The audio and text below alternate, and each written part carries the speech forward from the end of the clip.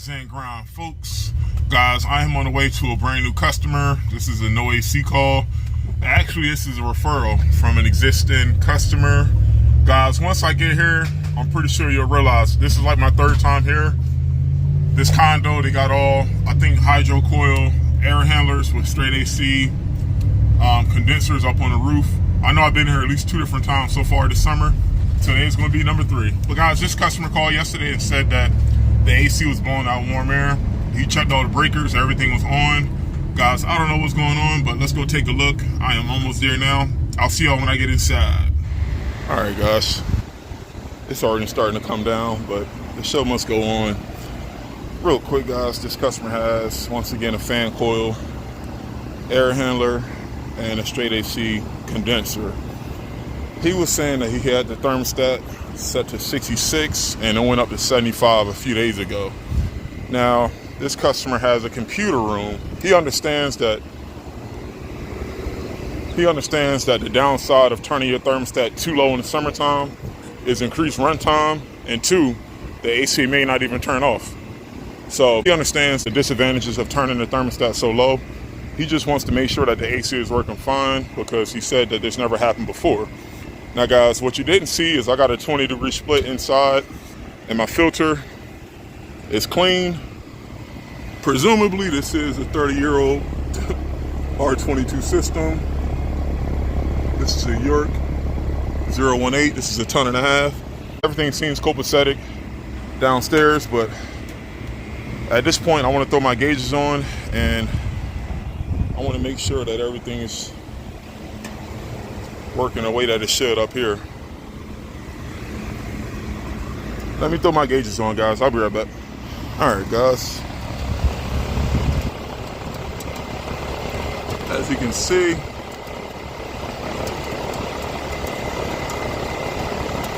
we're sitting at a 40-degree coil, R22, and most importantly, our head pressure.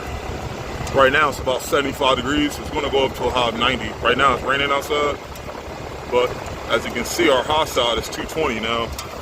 If I didn't mention this before, low side is important with understanding the minimum threshold with refrigerant levels, but one thing I'm going to bring up is high side pressures as well, guys. I don't care only about my low side, I care about my high side too.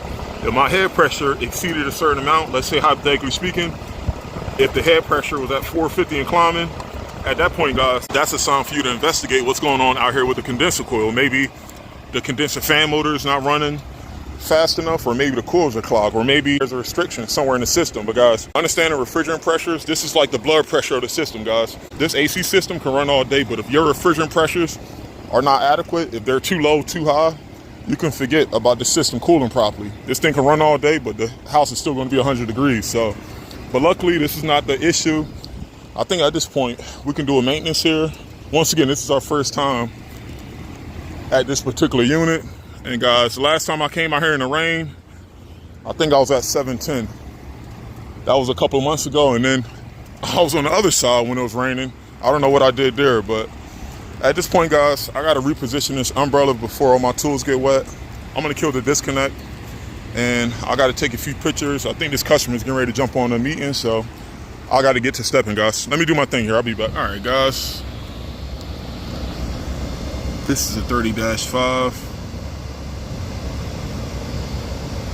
And as expected, I don't think the customer got any work done here. All this is original. I don't think you guys can hear this because we got 3 other units running. This contactor is definitely making a loud buzzing sound. At this point, guys, we're going to recommend, on top of the maintenance, just replacing the cap and the contactor. And we're going to clean all the debris and all the dirt from inside this unit here. Guys, let me make sure I got everything I need on the truck. I'll be right back. All right, guys. Customer wants to get this done. And it's supposed to rain in about another 20 minutes or so. I'm going to try my best to stay good with time here so we don't get drenched. But I made a bunch of videos in the past in regards to when should you replace a contactor. I'm going to say this one more time. There's no one defining reason as to why you have to replace a contactor. Potential difference is one of those few reasons. If this contactor is not passing voltage properly across from one side to another, it's recommended to replace it as soon as possible. 2, if you hear a distinctive buzzing sound. When I say distinctive, it almost sounds like a fan motor is running without the unit working. Guys, if this contactor is making a loud buzzing sound, that is a good sign that this coil is on its way out. And guys, once again, once this contactor fails, it's going to take something else with it. Inside, you better hope that you have a 3-amp fuse, otherwise the compressor can go. Or if this contactor stays stuck closed, now congratulations, this customer is going to have an indoor pool, and hopefully they got insurance if you live on the 3rd floor. So guys, I get the question a lot, how often should a contactor last? A contactor, similar to a capacitor, similar to a thermostat, these are all considered maintenance items. Maintenance items, we don't expect these parts, once they accrue wear and tear, we do not expect these parts to last a long time. Now, most customers could think that these parts are going to last a long time. No, anything with electricity flowing through it has the capability of breaking down once it accrues wear and tear. This contactor is no different. So understanding how these things are supposed to work, this is going to give the customer a peace of mind. No, this does not mean you have to replace these every year, but once the signs are there, it's either the customer wants to get this done, or if they want to roll the dice and cause a bigger issue, that's up to them in regards to what they want to do. But guys, with that being said, let's get this unit cleaned out. I got my brush. I got to clean these wires off too. Everything is covered in dirt. Well guys, let me get busy here. I'll be back. All right guys,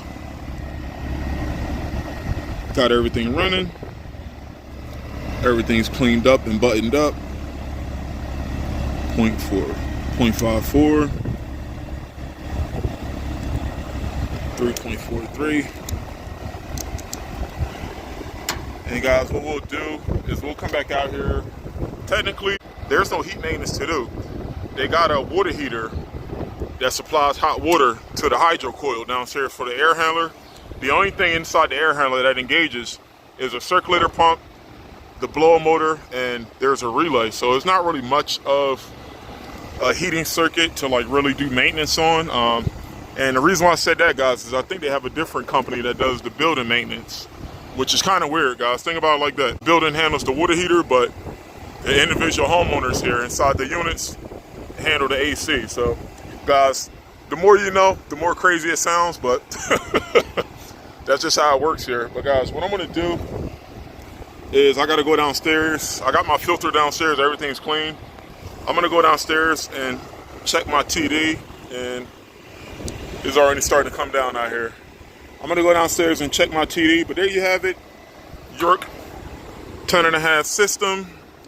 Customer thought something was going on. We just did a maintenance, and most importantly, we educated them on proper settings. This customer is good to go here, and what we'll do is we'll come back out here next spring for another AC checkup, and we'll make sure that we can get the most out of this unit. Keep rocking and rolling, guys. I'll see you in the next one. Bye.